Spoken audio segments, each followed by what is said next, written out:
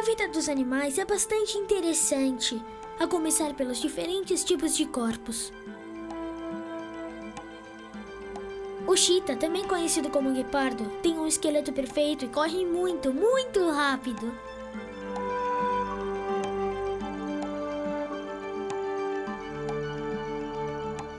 As asas da águia fazem com que ela voe bem alto no céu. O golfinho tem uma pele e um corpo especiais, assim pode nadar com muita graça. Olhando o corpo de cada animal, podemos lembrar que Deus criou tudo de maneira perfeita.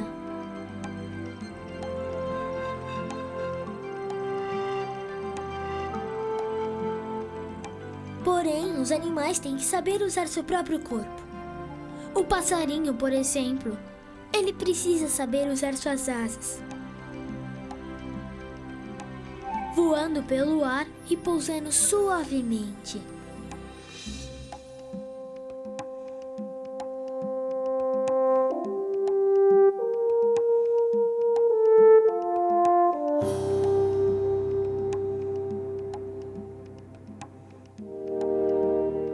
Assim, olhando o mundo animal, vemos que cada um se comporta de acordo com sua natureza, e os animais sabem disso logo depois que nascem.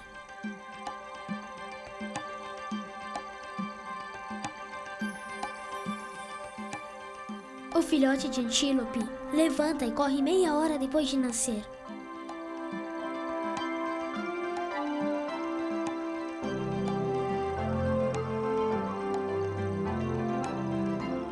Os filhotes de tartarugas sabem quebrar a casca do ovo enterrado na areia para que possam respirar e ir para o mar. Até parece que foram ensinados. E os ninhos dos passarinhos? Que perfeição! Parece que eles aprenderam direitinho a lição. São os arquitetos da natureza.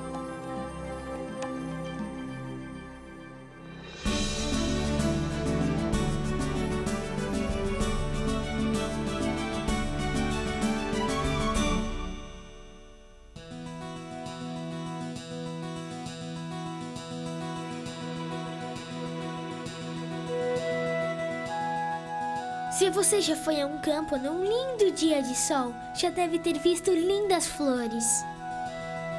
E olhando as flores bem de pertinho, podemos ver uma criatura muito interessante por ali, a abelha. Ela é uma grande arquiteta da natureza.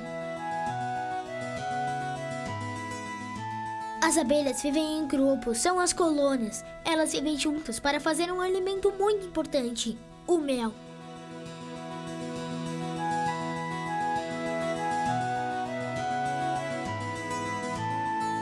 Elas fabricam o mel e o guardam em favos no formato hexagonal. Sabe por quê?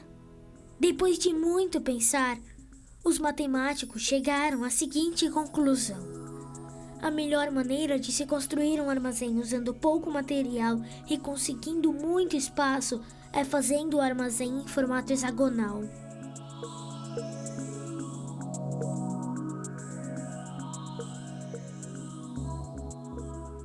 Se o armazém fosse feito em círculo ou em prismas perpendiculares, não seria tão espaçoso. Se fosse feito em triângulos ou quadrados, seria deixado sem buracos. Mas os matemáticos descobriram um ponto importante. Em geometria, o polígono de 6 lados e 6 ângulos é a figura ou o formato que tem a menor circunferência. Por isso, a quantidade de material usado na construção de hexágonos é a menor de todas. E, portanto, é a melhor maneira para aproveitar bem o espaço e fazer nele o armazenamento.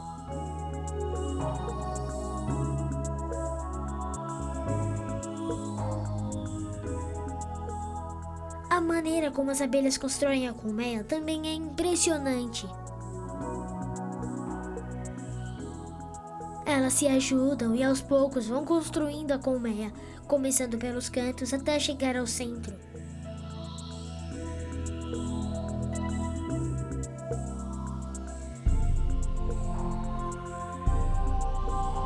Num ângulo muito bem calculado para o mel não vazar.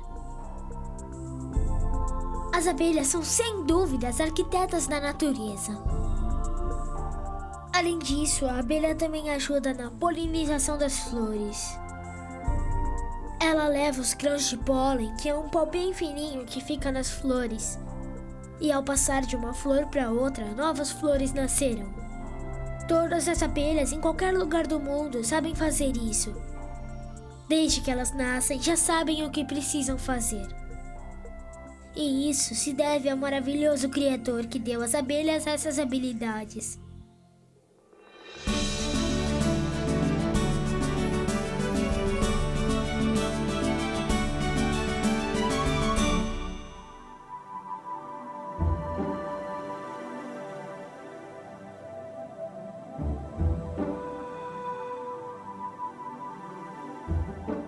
Esse pequeno lago, até algum tempo atrás, estava quase seco.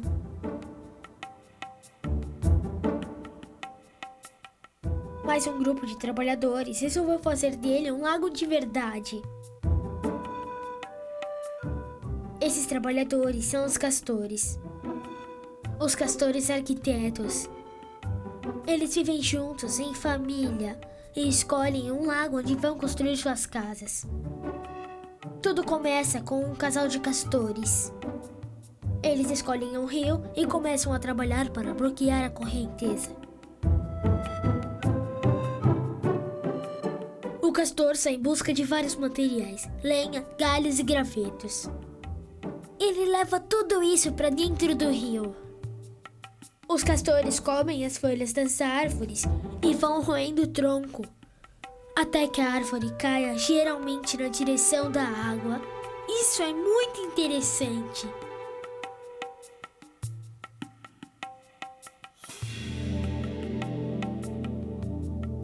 Os castores ainda fazem outro trabalho muito pesado, que é carregar os troncos e colocar tudo em ordem no fundo do rio. É para isso que usam suas patinhas e seus dentinhos. Você sabia que apenas 2 castores podem roer mais de 400 árvores por ano?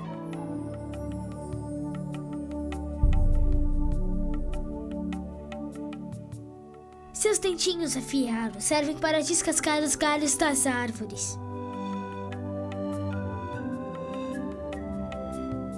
Mesmo que um dentinho se quebre, outro nasce no lugar e cresce como nossas unhas.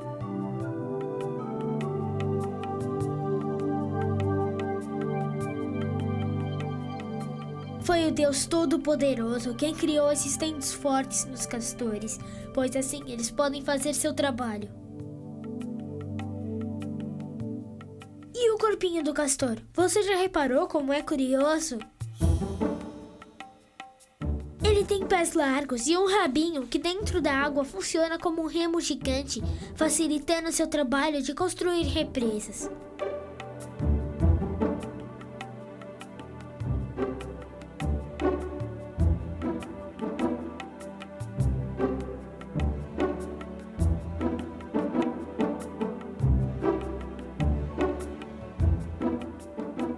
O castor faz represas tão perfeitas quanto a que os homens constroem. Os cantos ficam mais fundos que o meio, onde a água passa bem devagar por cima da barragem.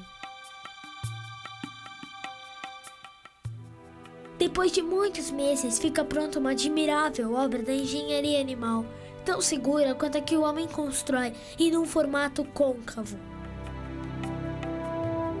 Esse recurso técnico não é obra do acaso ou mera coincidência. É a mesma tecnologia usada em modernas represas hidrelétricas. Quem ensinou tudo isso ao castor?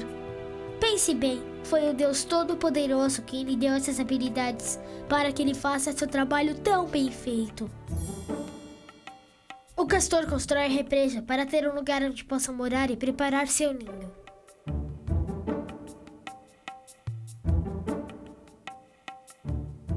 A casinha é feita de lascas de madeira e fica bem perto da terra de um dos lados da represa.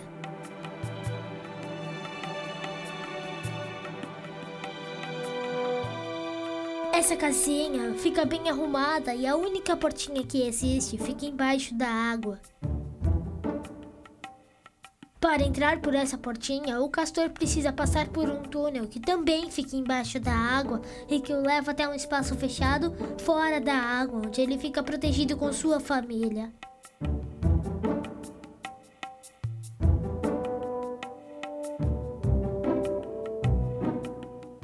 A casinha do castor tem 2 andares, o de baixo para a entrada e a sala, e o de cima para o quarto e a sala de jantar. Os filhotinhos nascem ali e quando crescem nadam com a mamãe e com o papai. Se ficam cansados, sobem nas costas da mãe e saem a passeio.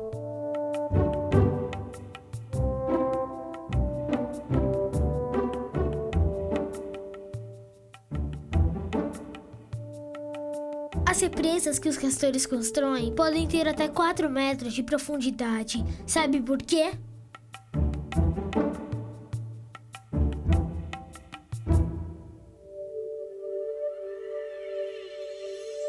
A resposta é simples, porque no inverno a superfície da água congela. E se não estiver muito fundo, a água toda fica congelada e eles não conseguem se movimentar.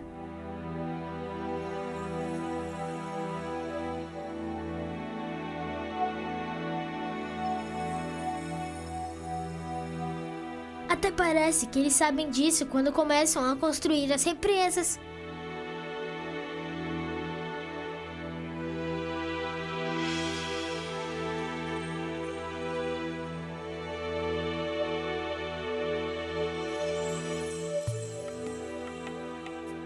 Como explicar essas habilidades que os castores têm? Carregam troncos, constroem represas, casas de 2 andares e tudo com a mesma técnica que o homem usa para construir hidroelétricas e que demorou tanto para aprender.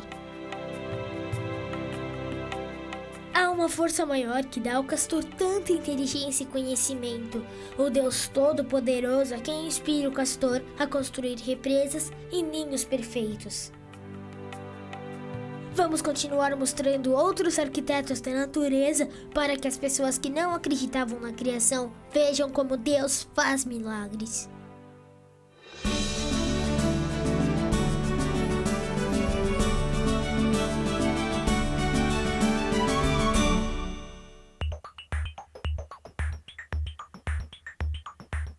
O cupim é um inseto parecido com a formiga. Ele vive em colônias e constrói ninhos gigantes feitos de terra e saliva que funcionam como água.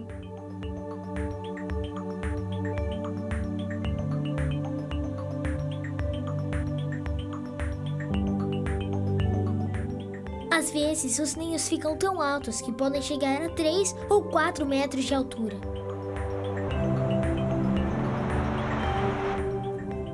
O ninho dos cupins é cheio de túneis, onde 500 mil de cupins trabalham e vivem juntos. Dentro do ninho existe espaço especial para a rainha, armazém e canais de ventilação. Se algum inimigo destrói o ninho, os cupins estão prontos para refazê-lo. Os ninhos são aquecidos e feitos de lama. Para equilibrar a temperatura, no teto do ninho são feitos túneis paralelos que absorvem a umidade produzida pelos cupins.